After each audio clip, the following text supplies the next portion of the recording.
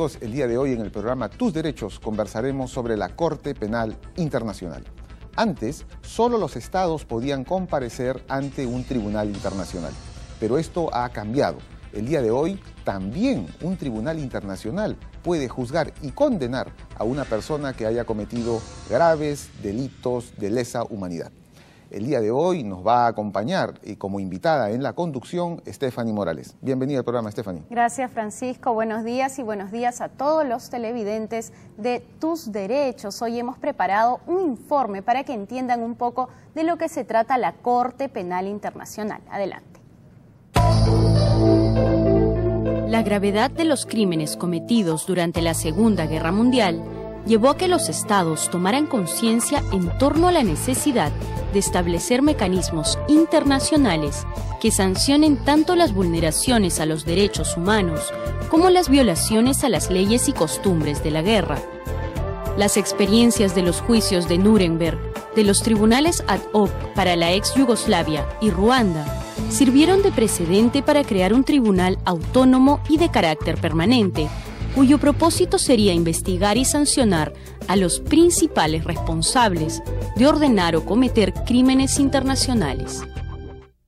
Es en ese contexto que se redactó el Estatuto de Roma, que entró en vigor el 1 de julio de 2002 y que estableció la creación de la Corte Penal Internacional, cuya jurisdicción es complementaria a la de los estados que ratificaron el estatuto, por lo que solamente podrá abrir una investigación cuando estos no tengan la voluntad o capacidad para administrar justicia por sus propios medios. La Corte Penal Internacional, que está compuesta por un presidente y 18 jueces, es un organismo internacional con personalidad jurídica propia e independiente de cualquier otro órgano internacional como la Organización de las Naciones Unidas, la Unión Europea o la Organización de Estados Americanos. Hasta la fecha, 119 estados lo han ratificado. De los 19 países que conforman América Latina, 15 lo han ratificado, incluido el Perú, que ratificó el estatuto el 10 de noviembre de 2001. La Corte Penal Internacional solo tiene competencia para juzgar a personas y no a estados u organismos internacionales. Según el Estatuto de Roma, los crímenes de competencia de la Corte son el genocidio, que son los actos perpetrados con la intención de destruir total o parcialmente a un grupo nacional, étnico, racial o religioso.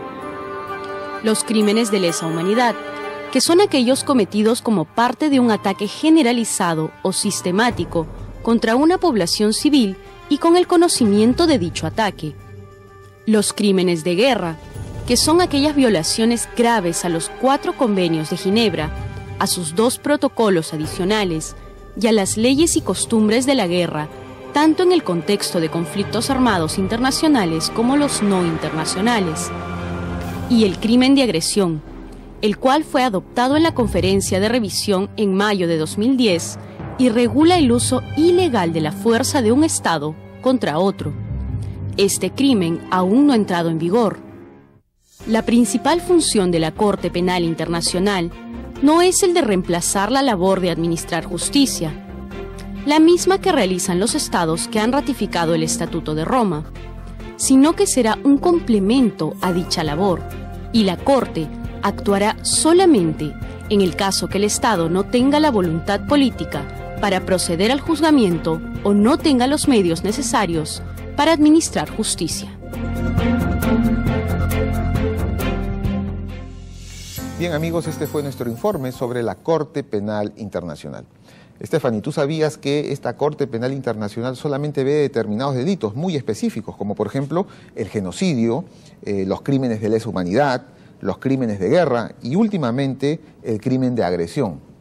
Pero me parece que esto del crimen de agresión todavía no tiene jurisdicción, ¿verdad? Claro, ese es un último delito que han incorporado para efectos de la competencia de la Corte Penal Internacional. Pero ¿cuál es la importancia de que vea únicamente estos delitos que atentan contra los derechos humanos? Porque en realidad, si los países tienen su propio Estado y su propia, imparten justicia dentro de sí mismos y después en la Haya se pelean por cuestiones limítrofes, ¿no? Como es el caso de nosotros. Pero ¿qué pasa con la Corte Penal Internacional?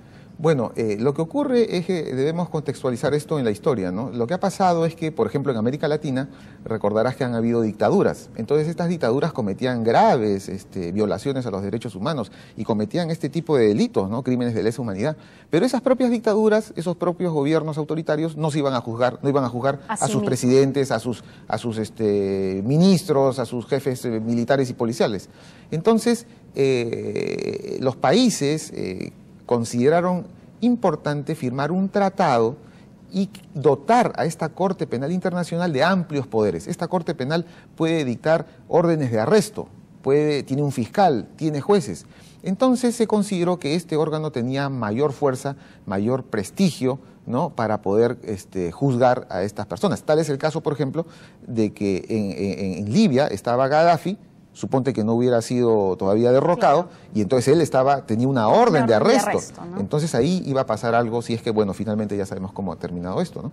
Esa es básicamente la razón fundamental. Pero lo interesante es que es permanente, no como en casos anteriores que se han creado tribunales únicamente, por ejemplo, para la ex Yugoslavia, o el de Nuremberg en Alemania, el de Tokio, ¿no?, que son casos específicos. Este está siempre. Exactamente, lo que tú has comentado, esos son los antecedentes, y en base a esas experiencias es que se dijo, ya, estamos ya en el momento para crear esta Corte Penal Internacional de carácter permanente. Es decir, que no van a quedar impunes ninguno de los delitos que atenten contra los derechos humanos. Por supuesto, y esa es otra de las razones de que exista esta Corte Penal Internacional. Esta Corte Internacional tiene como finalidad proscribir la impunidad. Claro. Bien, amigos, en el siguiente bloque vamos a conversar con la doctora Francesca Barda. Ella es representante de la Coalición por la Corte Penal Internacional. Regresamos después de la pausa.